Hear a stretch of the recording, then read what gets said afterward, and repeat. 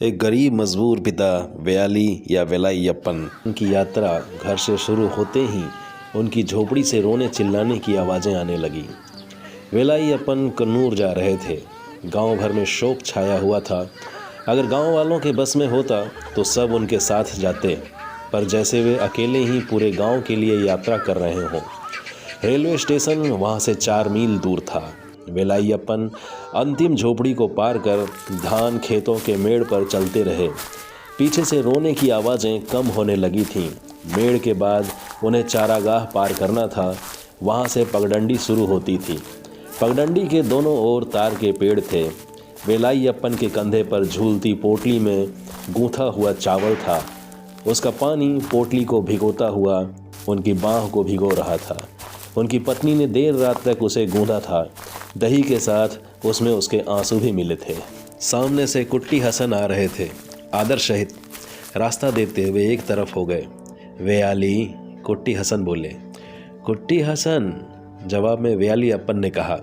केवल 2 शब्द, बस 2 नाम, पर मानो एक लंबी बातचीत जिसमें विलाप भी था और सांत्वना भी। ओ कुट्टी हसन, मुझे तुम्हारा कर्ज चुकाना है।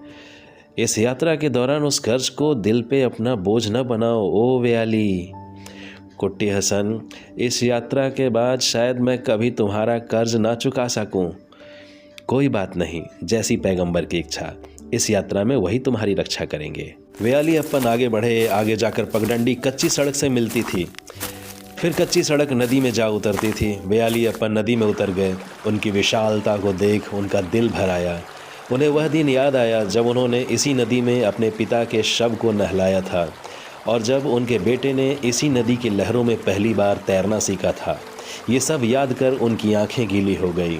थोड़ी देर के लिए वे नदी किनारे रुक गए। नदी के पार थोड़ी ऊंचाई पर घास के मैदान के पास ही था रेलवे स्टेशन। रेलवे स्टेशन पहुंचते ही वे टिकट खिड़की पर गए। बड़ी सावधानी से कपड़े के कोने पर पड़ी गांठ को खोला। उनमें से यात्रा के लिए पैसे निकाले। टिकट लेकर उसे कपड़े में बांधा। फिर प्लेटफॉर्म पर एक बेंच पर बैठकर रेलगाड़ी का इंतजार करने लगे। थोड़ी देर में एक बुजुर्ग यात्री उनके बगल में आकर बैठ गए। क्या आप कोयम्बतूर जा रहे हैं? अजनबी ने पूछा। कन्नूर, वेलाइयप्पन ने जवाब दिया। मैं कोयम्बतूर जा रहा हूँ। अच्छा, आप कन्नूर में क्या करते हैं? कुछ खास नहीं। तो क्या केवल घूमने ही जा रहे हैं? अजनबी की ये बातें वेलाइयप्पन के गले पर फांसी के फंदे जैसे झूलने लगीं। जब वह एक बार अपना गांव छोड़ उस लंबी मेड़ को पार कर आना होता है तो सारी दुनिया इन्हीं अजनबियों से भरी हुई लगती है, और उनके शब्द करोड़ों फांसी के फंदे।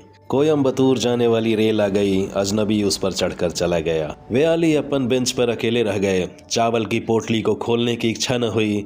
उस पर हाथ फेर कर केवल उनके गीलेपन को महसूस किया। थोड़ी देर बाद उनकी आंखें लग गई। सपना देखा और चिल्ला पड़े, कड़दुन्नी मेरे बेटे। तभी रेल की आवाज़ से उनकी आंखें खुली। वे हड़बड़ा कर उठे। कपड़े में बंधे टिकट पर हाथ फेरा और भीड़ में रास्ता बनाते हुए आगे की ओर बढ़े। यह प्रथम श्रेणी है बाबा। ओह अच्छा। उन्होंने दूसरे डब्बे में झांक कर देखा। यह आरक्षित है। अच्छा, आगे चले जाओ बाबा। अजनबी आवाज़ें जिनमें ढूंढते हुए वो अपने डब्बे को आगे बढ़ते चले गए। आखिर वेलाइयप्पन एक डब्बे में चढ़ गए। उसमें बैठने के लिए कोई जगह खाली न थी। मैं खड़ा ही ठीक हूँ, सोने की ज़रूरत नहीं है। आज रात मेरा बेटा जाग रहा होगा। जब वे कन्नूर पहुँचे तब सुबह नहीं हुई थी। गूंधे हुए चावल की पोटली अभी भी उनके कंधे पर लटक रही थी और अपना गीलापन छोड़ रही थी।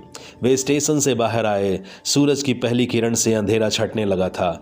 एक तरफ कुछ घोड़ा गाड़ी चालक झुंड बनाकर बातें कर रहे थे।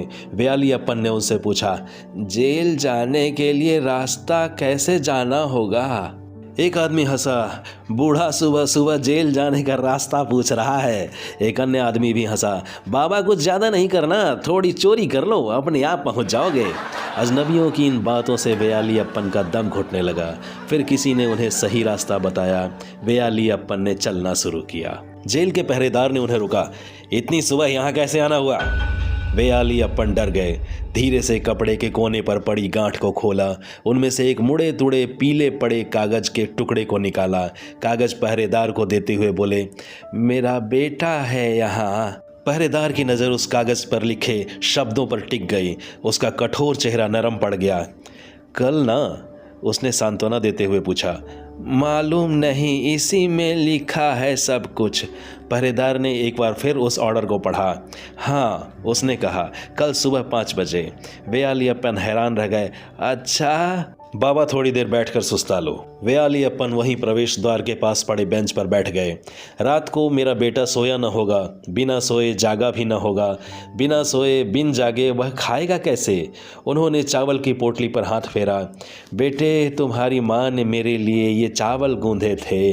अपनी यात्रा में इसे न खाकर मैं यहाँ ले आया हूँ तुम्हें भेंट देने के लिए। मेरे पास इसके अलावा और कुछ नहीं है। बहुत देर बाद एक पहरेदार उन्हें जेल के भीतर ले गया।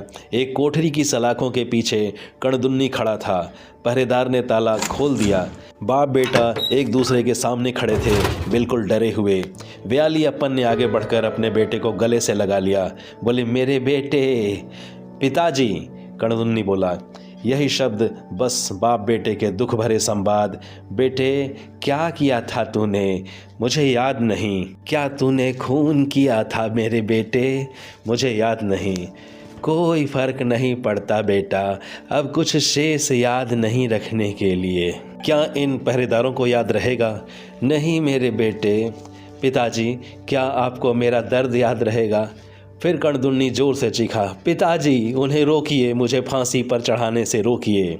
तभी कैदी से मिलने का समय समाप्त हो गया। वेयाली अपन बाहर आ गए। पीछे मुड़कर एक बार अपने बेटे को देखा। कणदुन्नी सलाखों के पीछे से झांक रहा था, जैसे चलती रेलगाड़ी से झांकता हुआ यात्री। वेयाली अपन बिना किसी उद्देश्य के जेल के चारों तरफ घूमते रहे। सूरज अपनी चरम सीमा पर पहुंच गया, फिर धीरे धीरे नीचे उतरने लगा। रात आई, फिर भोर। वेयाली अपन ने पहरेदारों से अपने बेटे का शव लिया। शहर के बाहर सुनसान भूमि पर एक गड्ढा खोदा गया। दफनाने से पहले वेयाली अपन ने अंतिम बार अपने बेटे का मुंह देखा। उसके ठंडे माथे पर हाथ रखकर आशीर्वाद दिया। अंत में गड्ढे को भरकर समान कर दिया। वेयाली अपन घूमते हुए समुद्र तट पर पहुँचे।